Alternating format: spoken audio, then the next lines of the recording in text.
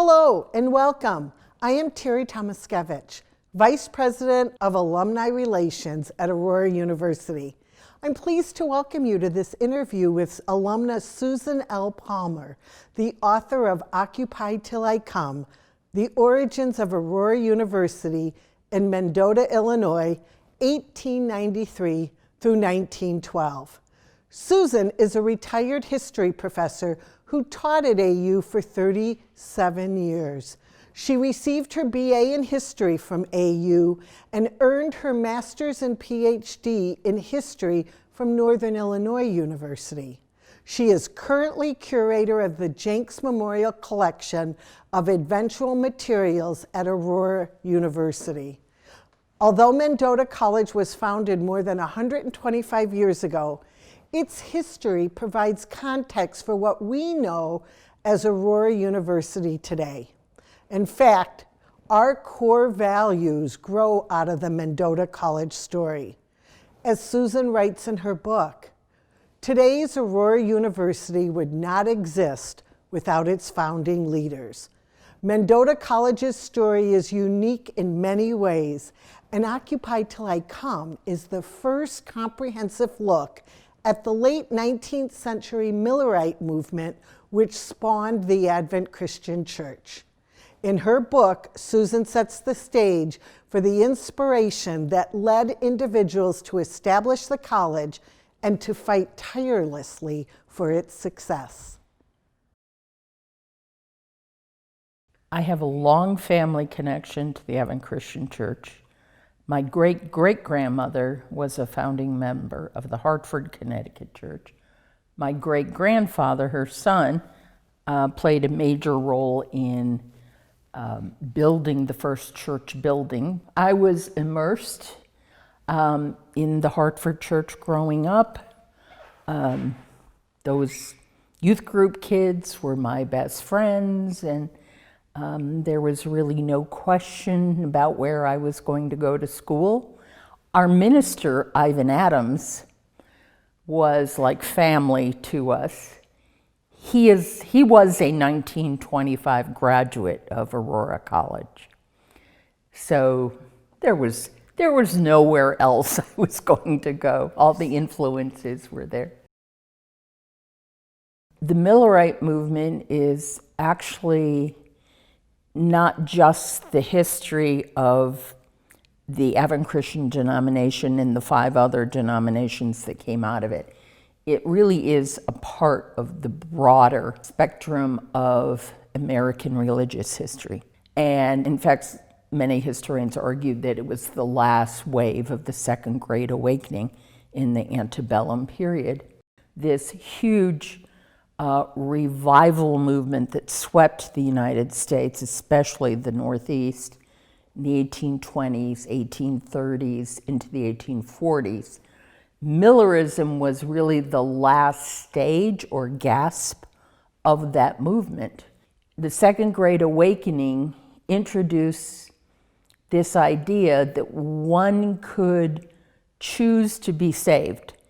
And it was almost like a final break with the Puritan predetermination that before you're born, God has decided, whether you're saved or not. So it was very democratic. You could choose, you could act in a way that would bring this about. And the other way in which it was integral, because it was so popular. Miller and his movement became a household word. The leaders of the church, the denomination out there, understood, 1890s, that times were changing and that what was needed were educated ministers. There was this belief that if Advent Christians didn't start formally educating their ministers, that they were going to lose a lot of young people to other denominations. So that was really the impetus. The people who pushed for the college took the Bible verse, Occupy Till I Come. They used it to argue for institution building. You know, I have this quote in in this chapter where one of the people pushing for a college says, if Christ returns, this is not verbatim, but this is the gist of it. If Christ returns and we have a half-constructed building, so be it.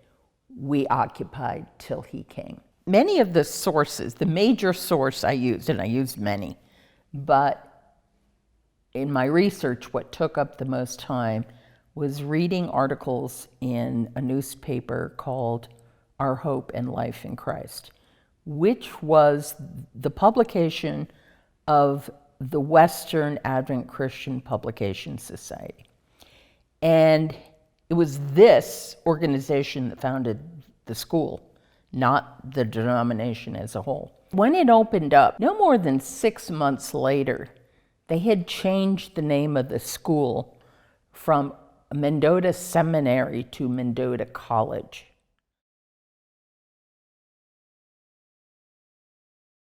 Three people showed up on the first day of classes. 3. The people who showed up were Advent Christians and Mendota people. The school came very close to closing. Mid-1890s, 3-4 years into the school's existence. They had such a big deficit. 2 years later, a tornado, and I think that would have finished the school.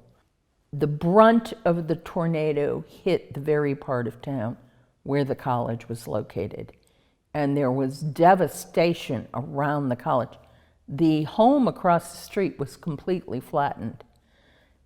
It really is a miracle that it survived. And then you find out that the school not only moved, but built a campus from scratch. It's amazing. I mean, it really is amazing. There was only one college building. That's it. The boys' dorm was the top floor. There was a barn and, utility buildings, but that was it. And the women's dorm was in a house off campus. So it was never big enough. The decision is made in 1910 to actually go to Aurora. Aurora was a thriving community. It was considerably larger than Mendota. Had about 35,000 people then, which was way bigger than Mendota. It's closer to Chicago, better connected in terms of transportation. Had a thriving business community, which seemed that it wanted to be supportive of a college. One of the problems that they cited a lot was students had a hard time finding jobs in Mendota. Aurora just seemed much better suited to giving students real jobs. Eckert was the #1 fundraiser, or I should say donor, but in effect he was indirectly a fundraiser, to raise money for Eckert Hall, thus the name. He believed that if the Advent Christian people wanted this, they needed to participate. So he would lay out things like, I'll give so many thousands of dollars if by such and such a date you've raised such and such an amount. He did that at least twice. It was almost like a matching campaign. So it was absolutely necessary for the people to give. And here's where Jenks was so effective. This whole thing was pulled off by many people. It couldn't have happened with just Charles Eckert's money. I see Jenks as being the linchpin here.